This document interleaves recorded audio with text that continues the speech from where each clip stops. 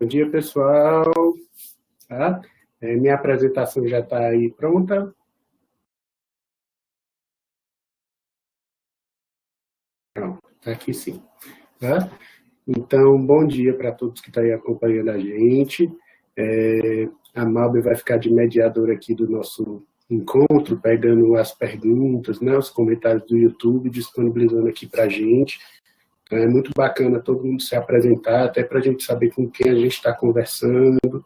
Pode fazer intervenção, pode fazer pergunta, para a gente poder interagir aqui da melhor maneira possível. Como a Malber falou, meu nome é André, né, minha formação é em psiquiatria e medicina de família. Atualmente eu estou como assessor técnico lá da Escola de Saúde Pública e eu vou tratar hoje do tema cuidados psicossociais durante e após a epidemia de Covid-19. Aqui são meus conflitos de interesse. Eu também faço parte da Comissão de Políticas Públicas da Associação Brasileira de Psiquiatria e atendo aqui no meu consultório privado.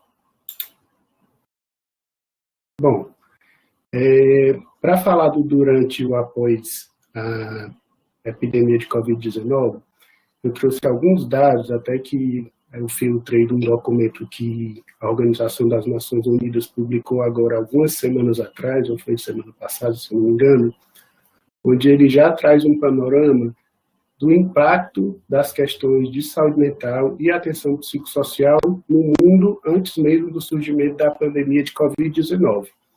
Então, só para vocês terem uma ideia, a economia mundial, né, infelizmente eu não consegui esses dados aqui estimados para o Brasil, mas falando em mundo, se perde em torno de $1 trilhão por ano só das questões relacionadas aos transtornos depressivos e ansiosos. Tá? E aí aqui a gente não está nem incluindo todas as questões da saúde mental. Só a depressão, ela afeta 264 milhões de pessoas no mundo. Né? Se a gente pensar que no Brasil a gente tem em torno aí de 220 milhões de pessoas, a gente imagina o tamanho desse número. Suicídio, né? Segunda causa de morte entre jovens de 15 a 29 anos. Né? Então é uma das questões que mais está matando os jovens do mundo. Ainda sobre esse panorama, né? 1 em cada 5 pessoas que vivem em ambientes afetados por conflitos tem uma condição de saúde mental. E se a gente pensar aqui nas disputas de facções, né, nas adversidades das pessoas que moram em comunidades e favelas, a gente consegue entender esse número também. Pessoas com transtornos mentais graves, né, como a esquizofrenia, o transtorno bipolar, têm uma mortalidade anterior à população geral de 10 a 20 anos. Então, um impacto também importante. E menos da metade desses países do mundo dizem ter políticas de saúde mental alinhadas aos direitos humanos. E aí, se a gente avaliar essa figura aqui da Organização Mundial de Saúde de 2016, a gente vai ver também algo bem alarmante, né? A grande maioria dos países, né, de média e baixa renda, gasta em torno só de $2 com saúde mental por pessoa. Países de alta renda gastam em torno de $50, o que também acaba ainda sendo muito pouco. Nesses países de baixa e média renda, né, e aí a gente ainda se inclui meio que nesse contexto devido à grande desigualdade social do nosso país. 76% a 85% das pessoas que têm condições em saúde mental não recebem tratamento. E a gente sabe que para tratar em saúde mental, muitas pessoas não vão precisar nem de remédios, né, nem de tratamentos muito complexos. Então, assim, são intervenções que são possíveis em qualquer contexto de recurso financeiro para as políticas. E as violações de direitos humanos, né, que acontecem aí em todos os países do mundo.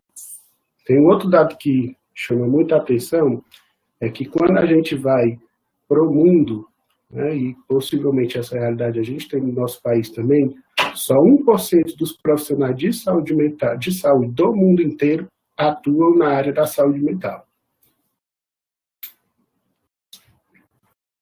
E aí a gente começa a se questionar, né, qual o impacto da Covid-19 na saúde mental e na atenção psicossocial. Esse editorialzinho que eu peguei lá do pesquisador de Londres, tem um título bem bacana, e Covid-19 está levando a uma pandemia de doença mental? Né? E aí a gente começa a refletir. Né? Essa pandemia trouxe muitas preocupações para a gente, sobre a gente mesmo, com os nossos familiares, com aquelas pessoas que ali estão próximas da gente e a gente ama, as dificuldades impostas pelo isolamento e o distanciamento social, o fechamento de escolas, né, com crianças sem aula, longe dos seus amigos, e quem é pai sabe aí como é que está sendo essa questão de ter as crianças em casa, problemas econômicos e preocupações com o trabalho, o impacto no nosso lazer, nos nossos hobbies, na nossa atividade física e nas nossas válvulas de escape de uma forma geral, o estigma e o preconceito que está surgindo com muita força, né, ligado à Covid-19, seja contra os profissionais de saúde que estão na frente de guerra, né, e estão sofrendo esse preconceito, seja pessoas que tiveram ou estão acometidas pela doença, que têm sofrido esse estigma por parte de outras pessoas. A nossa epidemia de fake news, que é outra coisa que tem gerado muita ansiedade, muita preocupação, muito sofrimento.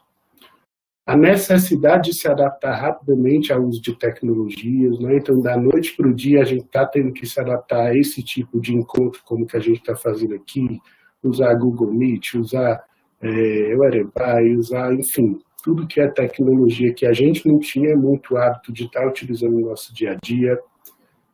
Pior em quadros psiquiátricos prévios, surgimento de novos casos dentro desse contexto que a gente está conversando, e as especificidades dos profissionais de saúde em relação à sobrecarga, burnout, sofrimento. Então, tudo isso traz um potencial traumático muito grande.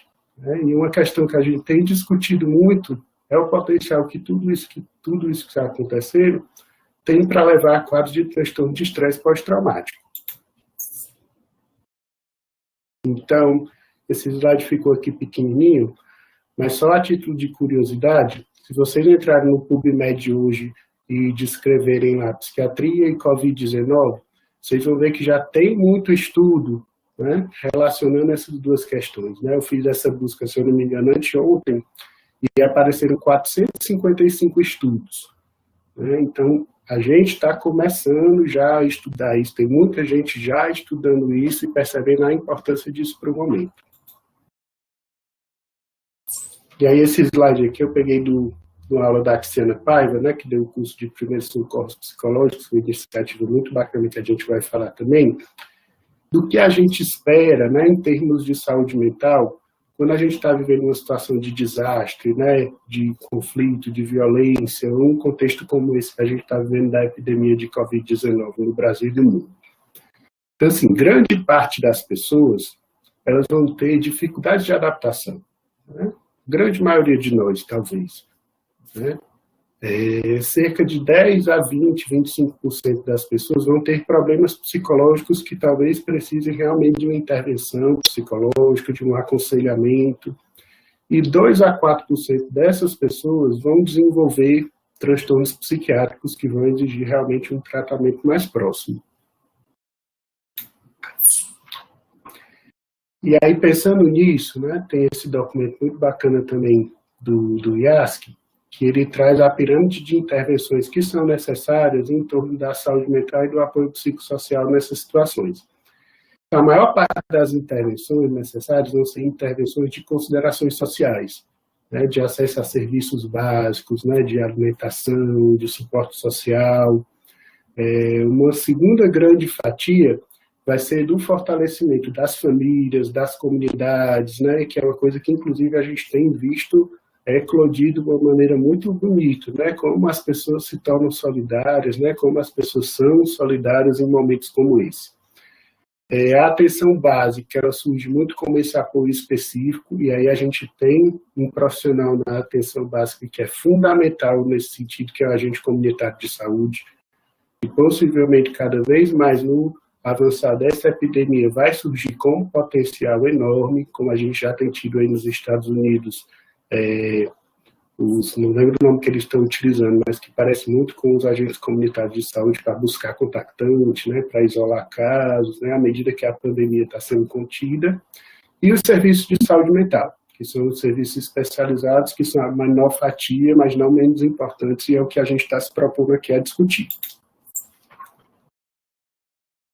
Aqui é outro slide que eu trouxe da aula da Tiziana, e também é muito interessante, uma especificidade que a gente vê na pandemia de Covid-19 e que nos ajuda a pensar as intervenções. Né? Lembrando daquela primeira pirâmide que eu coloquei, e trazendo a ideia para cá, pensando que grande parte das pessoas vão ter mais dificuldades de adaptação do que problemas psicológicos ou psiquiátricos, né? Durante a epidemia é muito importante a gente ter intervenções de primeiros socorros ou primeiros cuidados psicológicos e intervenções de aconselhamento rápido. Né? E aí a gente tem visto uma série de serviços de teleorientação, seja municipais ou seja estadual, nesse sentido, já agora nesse período da pandemia. Quando a gente começar a sair desse período mais grave, tá? A gente vai entrar no período de intervenções das pessoas que realmente estão adoecendo. Né? E dentro dessa fatia a gente vai ter muitos profissionais de saúde, e aí aqui eu já lembro de novo a essas pessoas nossa necessidade de cuidado também. Então, após a epidemia, a gente vai precisar do suporte psicológico, né? E a gente vai precisar expandir de uma forma bem robusta os serviços de saúde mental, né? A nossa rede de atenção psicossocial. E entre um e outro, é fundamental que a gente consiga fazer esse treinamento. Né? A gente sabe que a gente não tem profissionais de saúde capacitados em saúde mental suficiente para dar conta dessa demanda. Né? Naqueles primeiros slides eu mostrei para vocês que só 1% dos profissionais de saúde trabalham com saúde mental. Então a gente precisa de estratégias para treinar profissionais de saúde para conseguir dar uma assistência de qualidade a essas pessoas. Ok? E uma outra especificidade, esse aqui é um gráfico que eu achei muito bacana da Folha de São Paulo também desse ano, já sobre a Covid, que são as 4 ondas. Né? A gente está no momento, né, talvez vivendo as 2 primeiras ondas, né, que é a onda dos atendimentos e mortes devido ao Covid-19, que isso aí, né, a gente está acompanhando de perto. Uma segunda onda, que é a falta de pessoal e equipamentos para casos urgentes, não de Covid-19. A gente tem visto, por exemplo, redução do número de procuras nas emergências por infarto. A gente tem visto redução de procura de atendimentos, por exemplo, na emergência do Hospital de Saúde Mental. E tudo isso chama muito a nossa atenção. Né? Para onde é que foram esses pacientes? Né? E aí uma terceira onda, que é o aumento de internação por doenças crônicas não monitoradas, que é uma coisa que possivelmente a gente vai viver muito na psiquiatria. Né? Quem trabalha em CAPS, quem trabalha em serviço de saúde mental, viu o acompanhamento desses pacientes reduzir de uma forma absurda. Né? Veio uma enxurrada de novos pacientes e aqueles pacientes que eram acompanhados regularmente pelos serviços se afastaram. Né? Então, assim, será que esses pacientes estão em acompanhamento adequado? Será que eles estão usando suas medicações? E a quarta onda, né, que é a última, não menos importante, que mais vai aqui afetar o nosso serviço de saúde mental e atenção psicológica, que são os traumas psicológicos e o aumento dos transtornos mentais após tudo isso que a gente está vivenciando. E aí, durante a pandemia, numa situação como essa, é muito comum a gente ter crises emocionais, né? Eu acho que todo mundo já teve o seu momento aí de angústia, né? De inquietação, de sofrimento, como cada um queira chamar, relacionado a tudo isso que está acontecendo. E dentro do que está acontecendo, muitas vezes essas crises e os transtornos mentais, eles podem ser até mais prevalentes do que a própria Covid. Né? Então, assim, sentimentos comuns nessa época: tensão, medo em relação a gente mesmo, às pessoas próximas, a solidão relacionada à quarentena e isolamento, a tristeza muito relacionada às perdas, e aqui eu não estou falando só de morte, né? Tem muita gente perdendo trabalho, muita gente perdendo outras coisas que também vão nos levar a processos de luto. As crianças, né? Dificuldades de compreensão com o que está acontecendo, né? Mudanças de rotina, dificuldades de adaptação, né? ansiedade, medo, tristeza. Eu vi vários estudos também que uma das maiores queixas, né, das crianças tem sido as queixas cognitivas, né, como dificuldade de acompanhar as questões da educação à distância, né, a falta que a escola, né, e que os processos de socialização têm feito.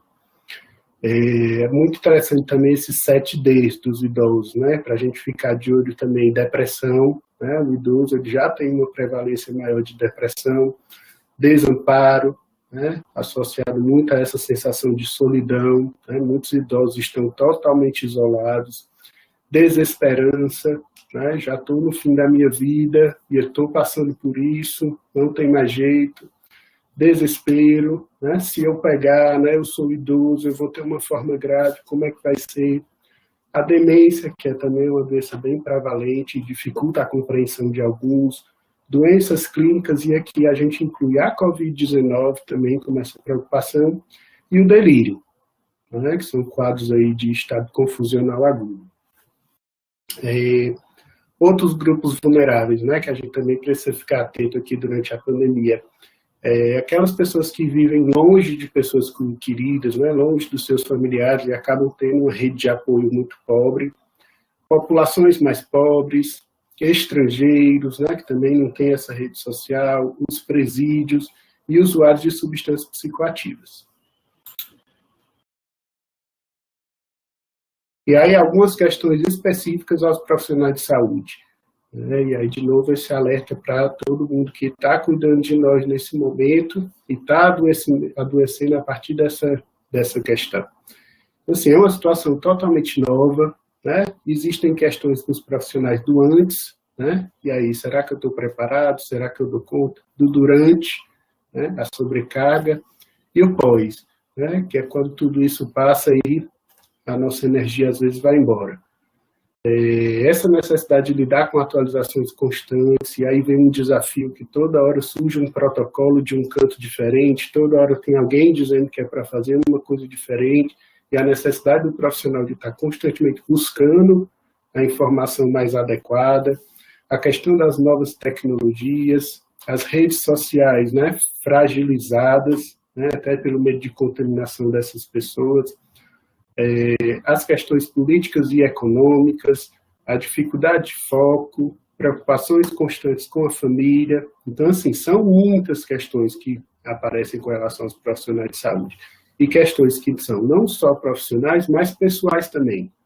Os profissionais de saúde também têm medo de se contaminar, também têm medo de transmitir para outras pessoas, além de testemunhar situações de muito sofrimento, né?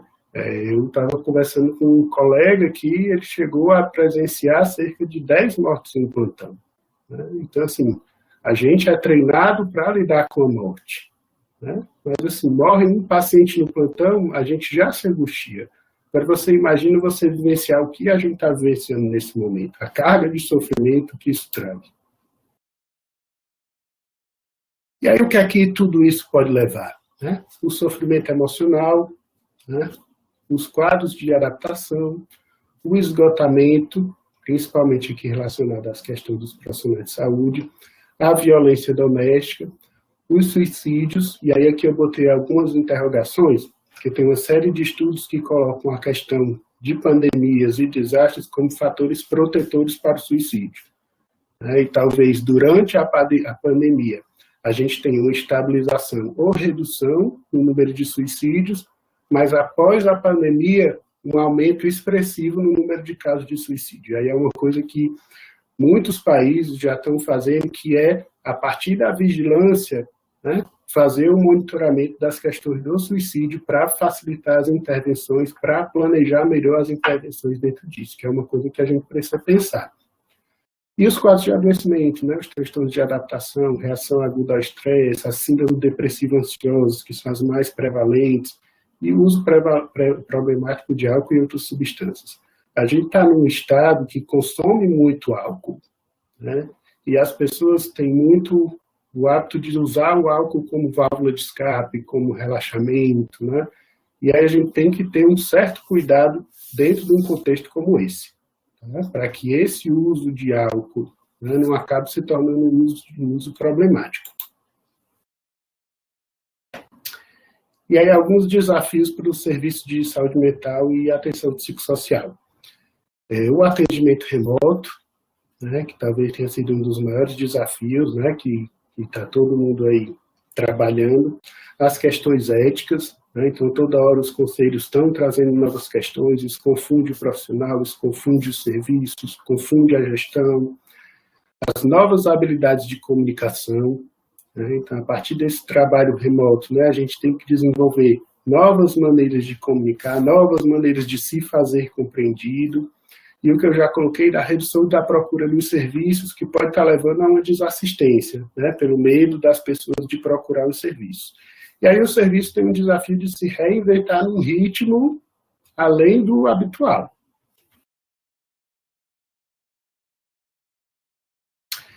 E aí, durante a iniciativa, durante a epidemia, algumas iniciativas que são importantes, como eu já citei, os primeiros cuidados psicológicos ou primeiros socorros psicológicos, que a Karina, eu acredito que vai falar um pouquinho mais para a gente, e aí aqui eu coloquei 2 materiais muito bacanas para quem quiser conhecer, que é o manual da OMS e o manual de primeiros cuidados psicológicos remotos, que é o mais interessante, da Cruz Vermelha.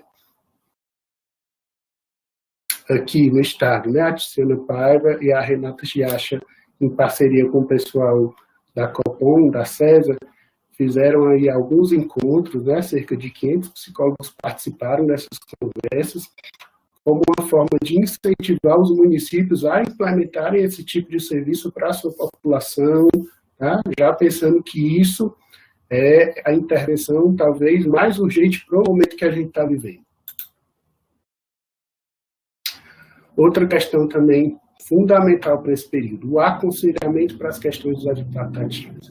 E aí aqui a gente não está falando de atendimento psicológico, aqui a gente não está falando de terapia, a gente está falando de aconselhamento, né, para as pessoas que estão com dificuldade de se adaptar nesse período. E aí o Estado trouxe essa iniciativa da teleorientação através do WhatsApp e dos sites aí do governo, que também tem sido feito em alguns municípios a partir de profissionais, né, dos serviços de saúde mental, que também é outra iniciativa urgente pensando no momento. E o nosso papel, né, o papel individual de cada um de nós, né, o papel de cuidar de si, cuidar do outro, cuidar desse lugar que a gente está, né, lembrar que é importante a gente se cuidar, sem esquecer de se cuidar, e percebendo às vezes a necessidade de ser cuidado e pedir ajuda de outro, e algumas orientações que eu peguei de um material da Alessandra que ela fez com o pessoal do Ministério Público, como cuidar do nosso sono, da nossa alimentação, se manter ativo de alguma forma, manter contato com as pessoas queridas, mesmo que de forma virtual, se envolver com as atividades de casa, arte, cultura, para se manter aí também ativo e cuidar dos nossos pensamentos e emoções. Esse tema aqui foi o tema da nossa primeira web. E que marcas essa pandemia pode trazer aqui para a atenção psicossocial?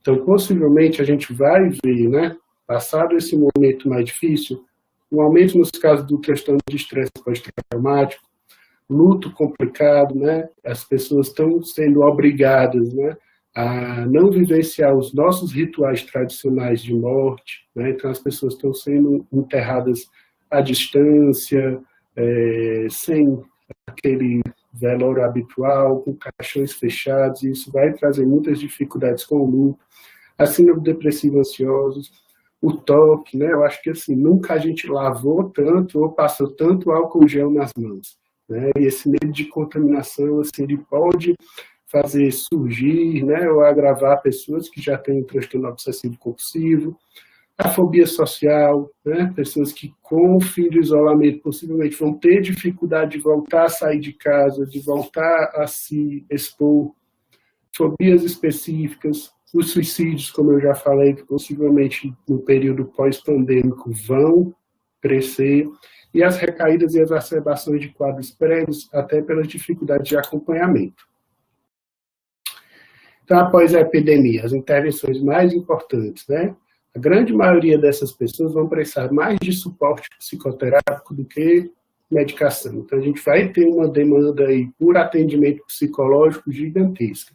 E como oferecer isso, sabendo que a gente não tem uma quantidade de profissionais que atenda ao Estado todo, né, que atenda à necessidade da população.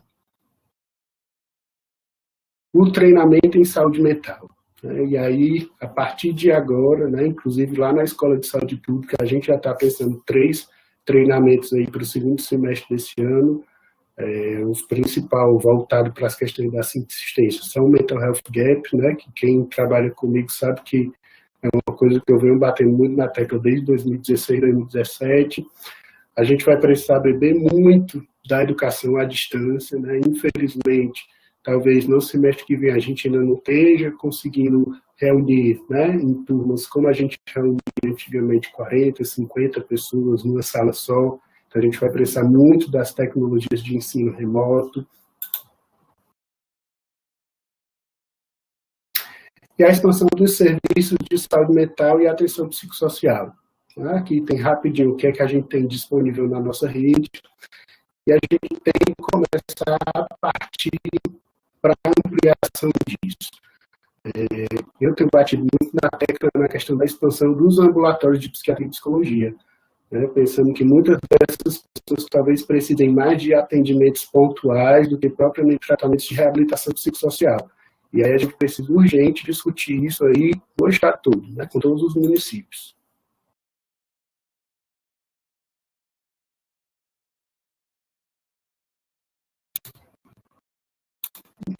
Travou aqui. A Mabel foi dizer que eu tinha 5 minutos, aí travou meu slide. Eu acho que é isso, tinha só mais um slide. Pronto. Eu acho que é isso, então. Tá, pessoal? Queria agradecer a atenção de vocês, né? As 3 pessoas que foram convidadas vão falar. No final a gente vai fazer um bate-papo aí com as perguntas de vocês. Eu estou deixando aqui meus contatos, né? Instagram, Facebook, e-mail, quem quiser tirar alguma dúvida, quem quiser pedir algum material, estou com muito material que desde o início aí da pandemia eu estou reunindo, né? Fazendo um banco de dados para a gente conseguir pensar melhor nossas estratégias de intervenção. E essa foi uma gravura que eu deixei na primeira web, né, que é do Cobra, né, que eu achei uma gravura aí muito emblemática do momento, muito sensível, e uma frase que eu gosto muito do nosso educador popular, Rai Lima, que é: cuidar do outro é cuidar de mim é cuidar do mundo. Eu acho que se todo mundo conseguir viver essa filosofia de vida, com certeza a gente vai estar num mundo melhor, tá? Então, vou passar a palavra agora aí para a Malba, a Ana Karine, para mediar aí a próxima apresentação. E se alguém tiver alguma pergunta, algum comentário, pode ir fazendo aí no YouTube para a gente, que quando a gente for para a fase do debate, a gente discute. Tá bom? Vamos lá, Malba. Obrigada, doutor André, né, pela palestra, né, pela conversa com a gente. Nós estamos cheios de elogio aqui no YouTube, certo? Assim, as pessoas estão adoraram a forma didática de você repassar essa contribuição, tá? E vamos dar continuidade, né, ao nosso